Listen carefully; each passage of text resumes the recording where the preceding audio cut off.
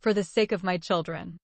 This is a love story about an Australian Christian girl who fell in love with a Saudi Muslim man, then converted to Islam, married her Arab lover, and traveled with him to the Islamic world. It was written in English and translated into Arabic by Dr. A. Ahmed. Copyright. All rights are reserved. No part of this book may be reproduced, stored in a retrieval system, or transmitted in any form or by any means without the prior written permission of the author except by a reviewer who may quote brief paragraphs in a review to be printed in a newspaper, magazine, school journal, or university article. All characters in this book are fictitious and any resemblance to real people, living or dead, is purely coincidental. Chapter 24. Resettlement of Muslim immigrants in the West. According to the United Nations, resettlement is the transfer of refugees from a country of asylum to another country that has agreed to accept them and eventually grant them permanent living. Although the Australian widow Iman Atta has decided to keep the child she conceived through rape, she is determined to bring to justice those Indian soldiers who abused, beat, and gang-raped her.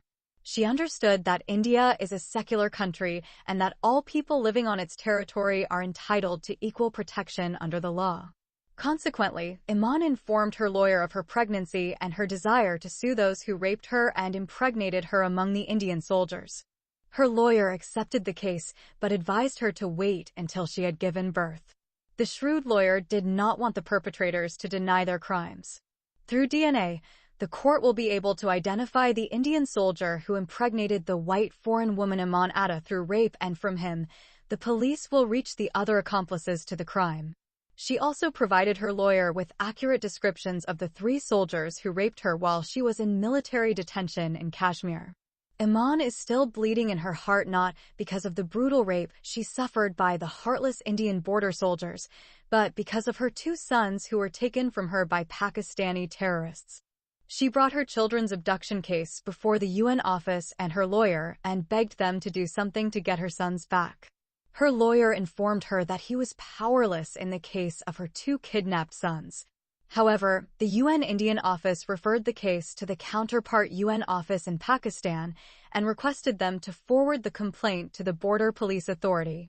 Again, Iman gave a full description of those who kidnapped her 2 sons. A few months later, the gang-raped Australian widow Iman Atta gave birth to twin boys. Soon after their birth, her lawyer filed a lawsuit in a criminal court in New Delhi against those 3 evil soldiers who raped his client and impregnated her to the India-Pakistan border. The media picked up the news and presented it to the public.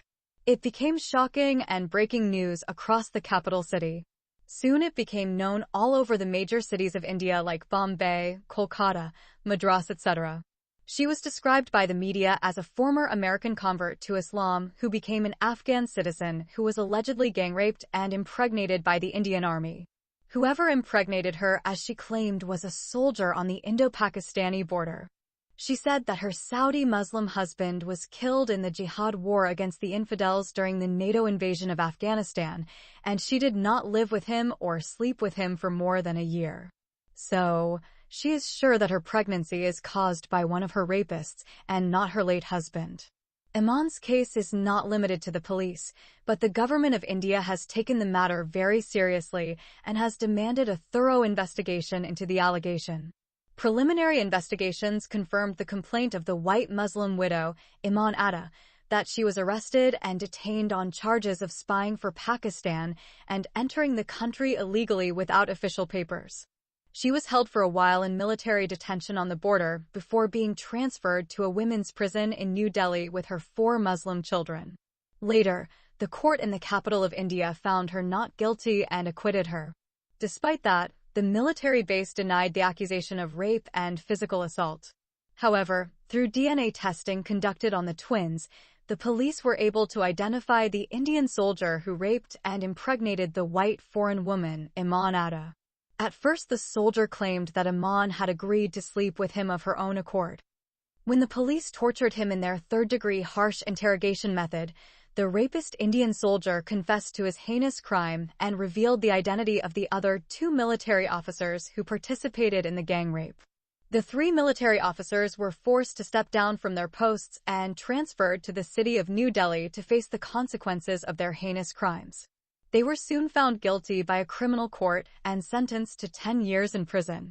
They were also dismissed from their military posts and prohibited from any future government service. Although her rapists were arrested and convicted, the Pakistani police were unable to locate Iman's two kidnapped sons, nor was she able to locate their abductors. However, the issue of the white woman caught the attention of the foreign delegates in New Delhi. The question which puzzled these delegates and even the central government of New Delhi was, since Iman Atta is an American citizen, why is she still a refugee in India? The mystery became even more confusing when the U.S. Embassy reported in the media that Iman Atta could not substantiate her claim to be an American citizen. Fortunately, the investigation into her hidden secret did not go beyond the U.S. Embassy. Nevertheless, the case of the white refugee and her 6 children put pressure on the UN office in New Delhi, accelerating their resettlement to a developed industrial country in the First World in the West. Her Muslim legal representative in the United Nations office put constant pressure on the office and demanded that Iman Atta and her 6 children be sent for resettlement in a rich Western country so that they could live a better life than in India. She said that what refugee Iman Atta and her 6 children receive from the United Nations office as financial aid hardly meets their daily needs in a large city like New Delhi, which has a very high standard of living. Besides, India will never give them citizenship no matter how long they stay in the country. In addition, India has a law that prevents foreigners from working in the country. This limitation is caused by the population explosion and the poverty of the country due to the lack of natural resources. Thousands of Indians migrate annually to first world countries to escape their miserable conditions. The Muslim legal representative's request eventually persuaded the UN office and led it to refer the case of the American refugee widow, Iman Atta, and her 6 children to the Canadian Embassy and the Australian Embassy. A few months later, the white foreign refugee mother received a letter of invitation for an interview from the Canadian Embassy. When Iman received the letter from the embassy, she had already spent 1 year living as a refugee with her children in India. During this year, she maintained close relations with some Afghan and Pakistani refugee families. She continued to follow the Islamic faith and practice all of its rites, but in her heart she longed for a time when she would not need to hide her apostasy. She also received emotional and social support from the Muslim community in New Delhi. She even named her new twin sons Hassan and Hussein. In fact, Iman then had 6 children with her, 3 daughters, Khadija, Zainab, and Maryam, and 3 sons, Othman, Hassan, and Hussein. Her 2 kidnapped sons are Abu Bakr and Omar. Her eldest daughter, Aisha, was kidnapped, raped, and imprisoned by Mullah Sheikh Muhammad Abu Hamid, who took her away from her mother under the pretext of Islamic child marriage. All these children were registered with their mother at the United Nations office as Muslims. Her interview with the Canadian Embassy went well, and she was informed the same day that she and her 6 children had been accepted for resettlement to Canada. Her interviewer happened to be an Indian lady, so she didn't even bother to ask her about her country of origin. It was the happiest day of her life when she was told she has been granted resettlement in Canada. For many years, her life knew nothing but suffering and persecution. In Saudi Arabia, she lived with the worst of the Arab barbarians, and in Afghanistan, she lived among the notorious criminals and bloodthirsty terrorists of the Taliban and Al-Qaeda. Iman could not express her happiness in words when she finally knew that she was free to leave the third world behind with all its injustice and misery and travel to the first world where she was born of honor and raised by loving Christian parents. Her travel processing took another month before she finally obtained emergency travel documents from the Red Cross office in New Delhi, immigrant visas, and free airline tickets from the Canadian Embassy. At least 7 Muslim families with their many children came to Indira Gandhi International Airport in India's capital, New Delhi, to bid farewell to white foreign refugee Iman Atta and her 6 children. All Muslims in the Third World wish to be like them as they are the lucky immigrants to the Promised Land, the country of the Christian infidels, Canada, which overflows with milk, honey, and abundant money that is scattered in the streets. Like the garbage that is everywhere in India, like flies in the billions during the day and mosquitoes in the millions at night.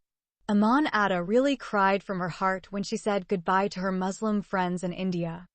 The family of American Muslim refugee widow flew from Indira Gandhi International Airport in the capital of India to Heathrow International Airport in London, United Kingdom, and finally landed at Toronto International Airport in the Promised Land, Canada. At the airport, some representatives of the Toronto Immigration Office welcomed the Muslim family. The funniest thing that happened when they arrived was when Canadian immigration representatives came to the international airport with an Arabic translator. According to information received by the Canadian Immigration Office, the family members are Saudi Muslim refugees who speak only Arabic. The confusion came as a result of the interview conducted by refugee Aman Atta with an Indian woman employed by the Canadian Embassy. During the interview, Iman told the interviewee that her late husband was a Saudi Muslim man who was killed during the US-UK-led NATO airstrikes on Afghanistan. So, the Indian lady concluded that the beautiful white woman is also Saudi. Canadian immigration officials were incredibly surprised to discover that the blonde Muslim woman Aman Atta could speak English as fluently as any of them. They met Western white Muslim women who arrived from Asian and European countries with a Muslim majority, such as Kazakhstan, Kyrgyzstan, Tajikistan, Turkmenistan, Uzbekistan, Azerbaijan, and the Republic of Bosnia and Herzegovina, who could not speak a single word of English. Most of them speak Russian and other local languages. The newly arrived Muslim family members were then transferred from the international airport to a space specifically designed to accommodate refugee immigrants resettled in Toronto. When white foreign refugee Aman Atta arrived at the guest house, she felt she had landed in either an Arab homeland or another Muslim country. Almost every immigrant in that place is an Arab, and if he or she is not an Arab, he or she is at least a Muslim man or a Muslima woman. Muslim refugee immigrant women wear Islamic abayas over their bodies, headscarves covering their heads, and all males have half-meter-long broom beards and wear robes that are like nightgowns for Western women. Some Asian and Arab Muslim women wear the burqa, also known as the niqab, which makes them look like scary black ghosts. What surprised and frightened the white Western foreign woman was the plain fact that these Muslim immigrants resettled in Canada appeared to be more religious than those she left behind in India. The newly arrived white Muslim woman was approached by some Arab immigrant women and tried to find out what language she spoke. When they discovered that she could communicate well in Arabic, they became her friends from day one. Iman's main concern stemmed from the fear of being identified by these Arab and Afghani Muslim women. She doesn't want anyone to know who she is and what her late Saudi husband did in New York on September 11, 2001. She wants to keep lying about her country of origin and her real name. So, during her short stay at the guest house, the frightened white woman Aman Atta kept her movements to a minimum. Fortunately, the women who approached her on the day of her arrival believed everything she told them about her life. 2 weeks later, Atta's family was moved into an apartment in a building with many resettled Muslim immigrant residents. The white woman, Aman Atta, was deeply shocked when she saw the 4-bedroom apartment that had been given to her and her children. She wept when she remembered the miserable condition in which she, her 7 children, and her late husband lived in those infernal mujahideen camps in the demonic kingdom of Tartarus, Afghanistan. The tent in which the white woman, Irshad, her 7 Muslim children, and her Arab husband, Mustafa, lived for 5 years is not acceptable in Canada to house a single pet dog. In fact, animals are treated better in the West than humans in the Third World and many Muslim countries. In those dark years, the 9 of them were stuffed in the small tent like eggs in a carton or sardines in a tin. In addition to the huge and beautiful apartment that the Ontario government granted to the Atta Muslim immigrant family to live in for free, the Canadian Immigration Office promised to meet the needs of the large family for a year. Iman learned that her late Saudi husband, Mustafa Al-Shamari, his mother, and his brothers and sisters were treated in Australia in the same kind way that they are now received with her 6 children in Canada. She could not believe that a person who had been treated with such good kindness and generosity would turn around and kill those who showed him nothing but love. Although she had lived among Islamic terrorists for a long time, Irshad al-Shamari could not understand their mentalities. She could not understand the driving force behind the gross hatred that the Muslim mujahideen feel towards those they call infidels, brothers of monkeys and pigs. Why do they hate infidels? This has been the question that has puzzled her for the past 10 years that she has spent in Saudi Arabia, Afghanistan, and India. Iman refused to believe the arguments of some Westerners that, due to poverty and ignorance, radical Muslims blame the West. During her stay in Saudi Arabia, she found that the Muslim people are richer than many families in the West, and in the Mujahideen camps, she knew that some of these fighters were university graduates. Even her late Arab husband had completed 2 years at the University of Sydney, and so no one could call him an ignoramus. Besides, the founder of those Mujahideen camps, Osama bin Laden, was a university graduate, civil engineer, and wealthy business tycoon before he left everything and chose to live in the poorest country in the world like Afghanistan and establish a base for jihad there. His first deputy, Ayman al-Zawahiri, was a medical doctor and thus a university graduate from one of the best Egyptian universities. Moreover, the leader of the Islamic Caliphate in Syria and Iraq, Abu Bakr al-Baghdadi, holds a PhD in Islamic jurisprudence and Sharia. Therefore, no one can describe such a famous Muslim caliph who revived the Islamic Caliphate as an ignorant or uneducated man. The ISIS group is a revival of the traditional Islamic Caliphate.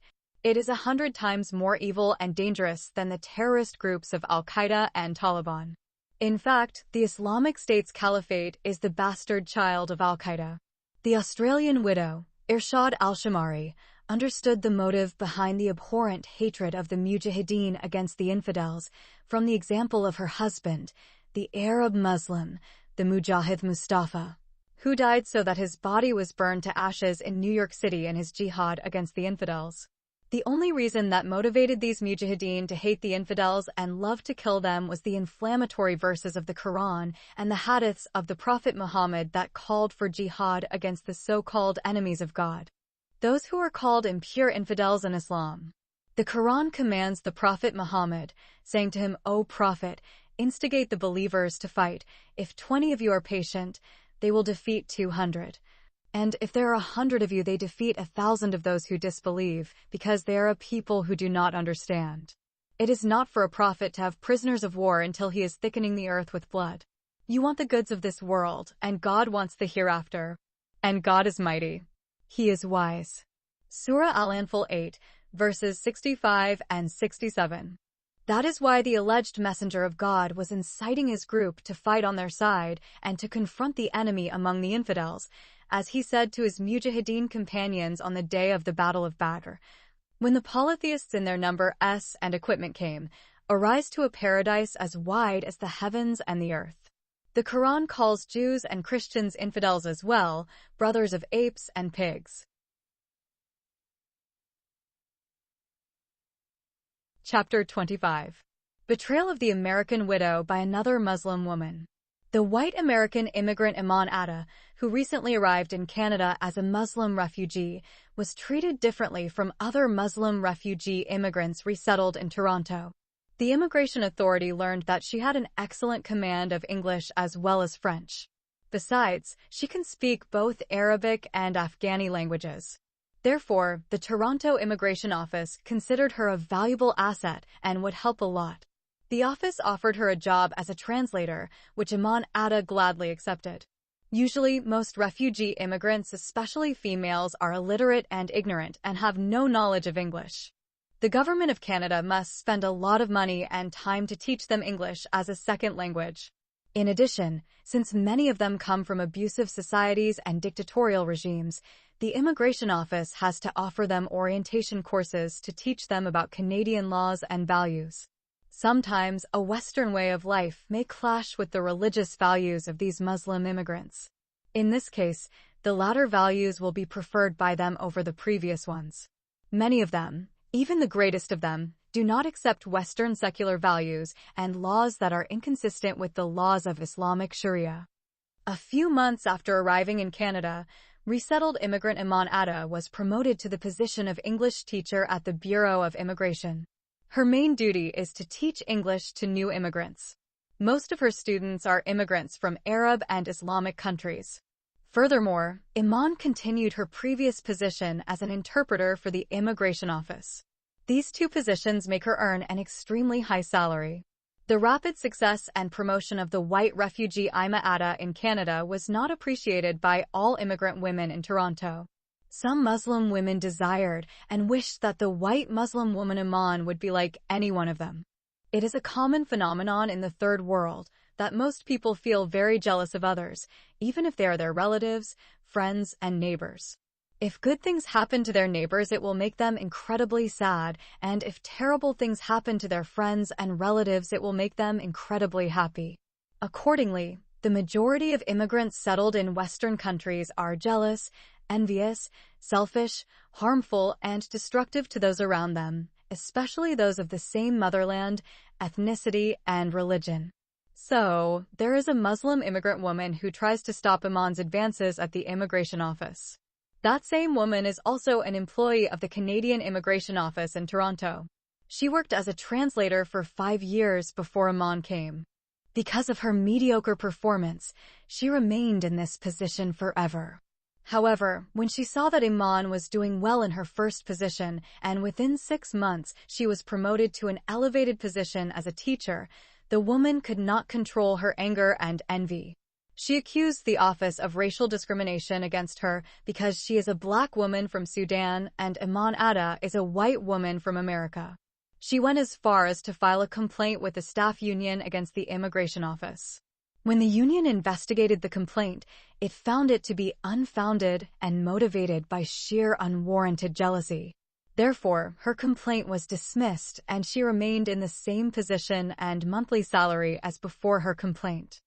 Although the female employee who filed the complaint is originally a Muslim woman who emigrated from the Islamic country of Sudan, she has nothing to do with Islam. She smokes cigarettes, drinks hookah or shisha openly, and has a boyfriend. There's a rumor that she secretly drank alcohol with her lover. The rumor added that her Sudanese Muslim husband left her because of her inappropriate behavior and learned that she was cheating on him with another immigrant man. The husband moved to Vancouver City and left her with his young daughter without divorcing her. Other immigrants fear her because her boyfriend is a senior RCMP officer. He is a Canadian Muslim, but originally from Pakistan, immigrated to Canada as a refugee.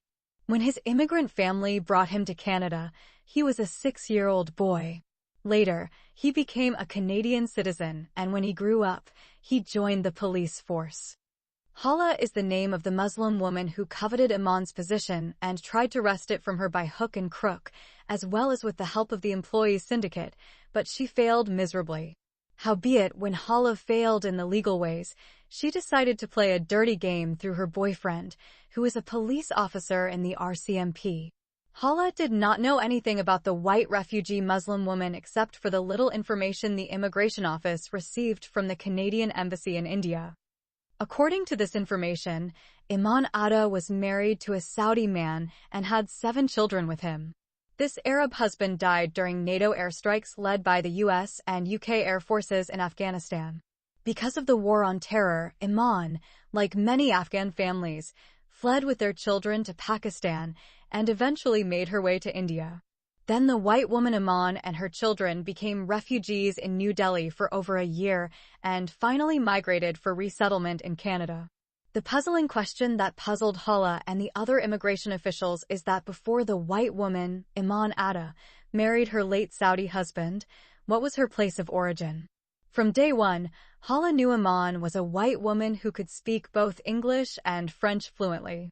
These are the 2 main languages in Canada, and knowing them gives the citizen a great privilege. Therefore, Iman cannot be a white woman like one of these white Muslim women who came from the former Muslim countries of the Soviet Union. Hala, the jealous Muslima woman, shared with her boyfriend, who is a senior officer in the Canadian police, the problem she faces in her workplace and her anger at the white woman who held the position she expected to get. From experience, Hala knew that most immigrant women from Afghanistan had some ties to the Taliban terrorist movement and the Arab Mujahideen. However, she did not raise any concerns about these Muslim immigrant women until it was assumed that the white immigrant woman Iman had stolen her expected position.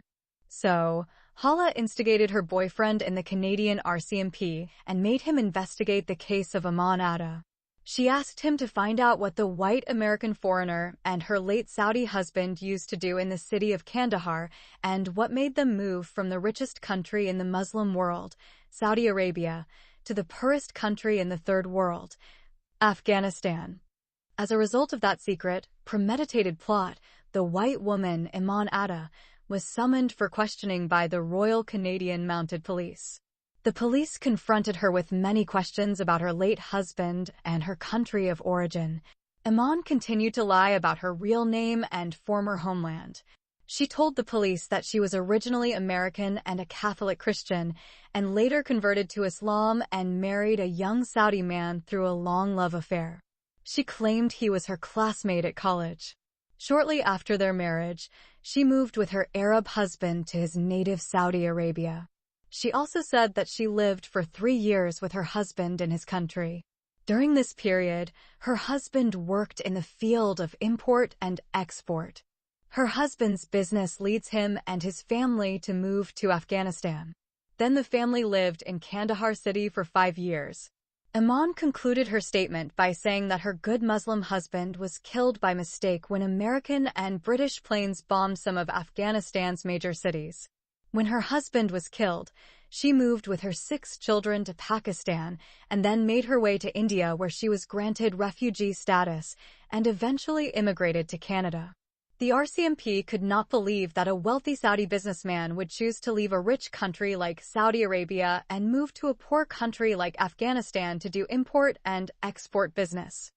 However, the police released the suspected white woman Iman Atta and decided to verify her claim of being an American citizen before she converted to Islam and married her late Saudi husband, Mustafa Atta. The police were interested in continuing the investigation into Iman because the reason she gave for immigrating to Canada rather than returning to her native America did not make sense. When they asked her why she preferred to emigrate to Canada and not return to America, she said that she had no proof of her American citizenship. She lost her American passport while fleeing Afghanistan with her children.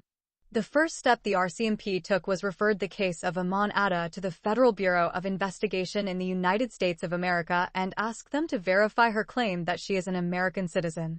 All the information Iman provided about her American family, address, college, and church did not match anything in the United States. Furthermore, the FBI was unable to find any record of an American woman married to a Saudi man by the name of Mustafa Atta and subsequently traveling with him to his country. The U.S. Federal Bureau of Investigation in New York prepared a report and sent it to the RCMP in Toronto. The result of that report showed that Iman Atta lied in her claim that she was American. Once police in Toronto received the FBI report, the RCMP picked up the white Muslim immigrant woman Iman Atta again from her workplace. This time she was arrested on charges of lying in her claim to be American and providing false information about herself to the Canadian Embassy in India. The RCMP has already contacted the Canadian Embassy in New Delhi and obtained a copy of her file. When the police confronted her with her lies, Iman was forced to reveal part of her hidden life. She admitted that she lied in the interviews with the United Nations office and the Canadian Embassy while she was in India. She then informed the police that she was born and raised in Sydney, Australia. This time she provided accurate information about her family and Australian address. However, the RCMP kept her in custody until her new claim to be an Australian citizen was verified. Once again, the Canadian police have referred her case to the Sydney police and have asked the Australian police to investigate Susan Peterson's allegation.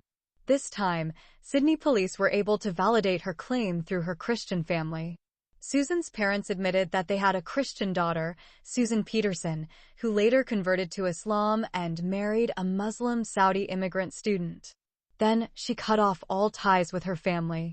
Her parents said the last information they heard about her was that she had moved with her Muslim husband to Saudi Arabia.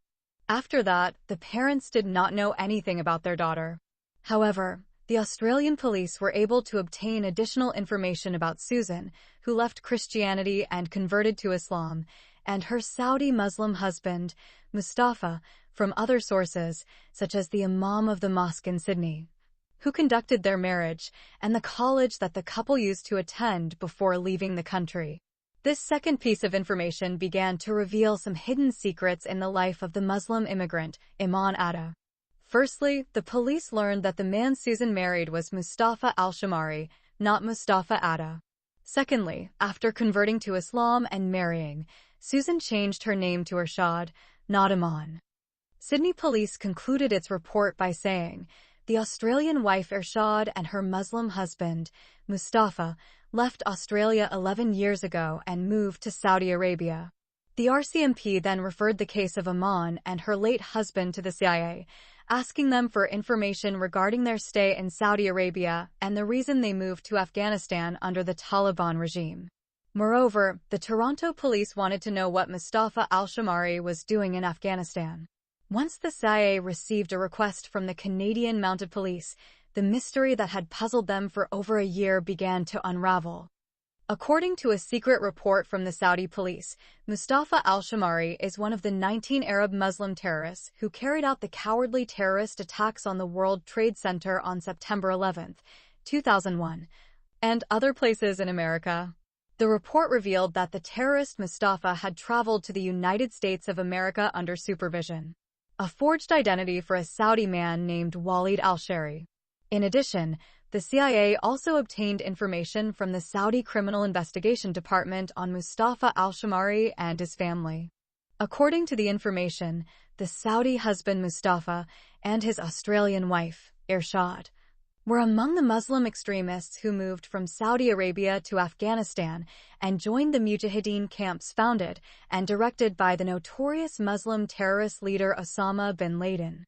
Later, Mustafa was sent to America with a group of Muslim terrorists to learn to fly. 2 years later, Mustafa participated in the hijacking of 4 domestic American airliners and directed them at targets in New York and elsewhere, killing 3,000 innocent Americans in one day. Accordingly, the white Muslim immigrant, Irshad al-Shamari, became a figure of interest to the CIA more than the RCMP. Therefore, the CIA in New York demanded that the accused, Irshad al-Shamari, be handed over to them for further interrogation.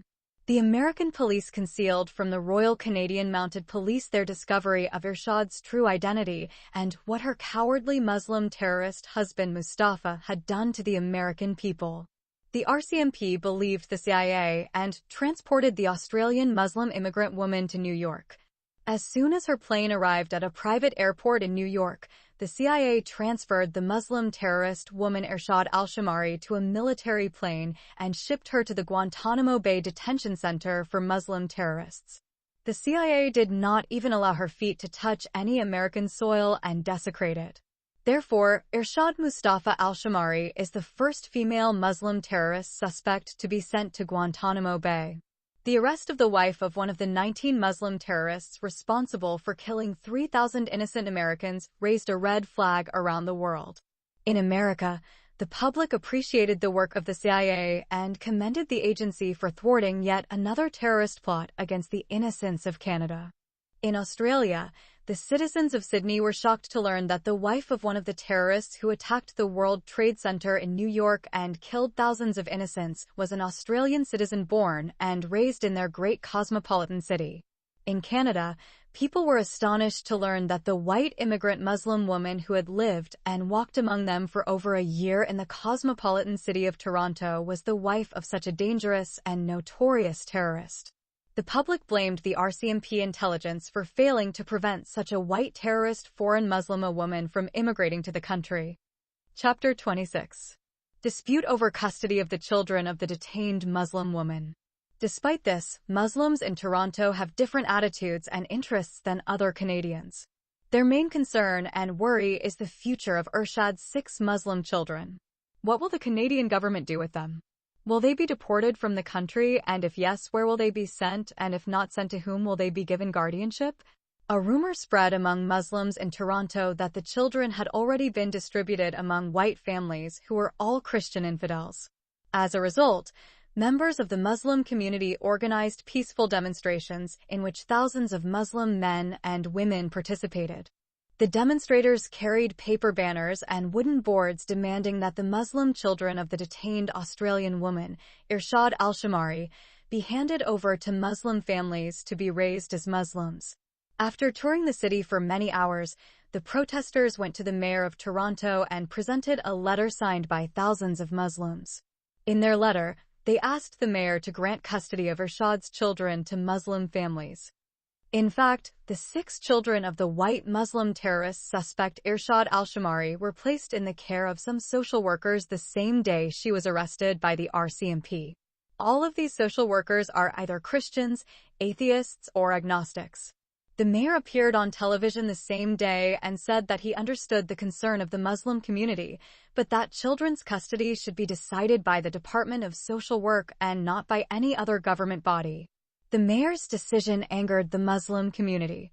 The 9 children of the arrested Australian Muslim woman under investigation, Irshad Al-Shamari, according to their names and ages, are Aisha 13 years old, Abu Bakr 12 years old, Khadija 11 years old, Omar 10 years old, Salama 9 years old, Othman 7 years old, Zainab 5 years old, and the twins Hassan and Hussein are both of the same age. 2 years. The firstborn, Aisha, daughter of Irshad and Mustafa, is married to an old Afghani mullah and has stayed in Kandahar city with her Muslim husband. Aisha was a minor child at the age of 10, and her Muslim husband is an old man who has reached the age of 72 years. Some armed Muslim terrorists have kidnapped the sons of Irshad, Abu Bakr, and Omar at the Pak-India border. Susan's eldest son is a 15-year-old born to a Chinese Buddhist friend. However, she has not contacted her first son and does not even know what his name is.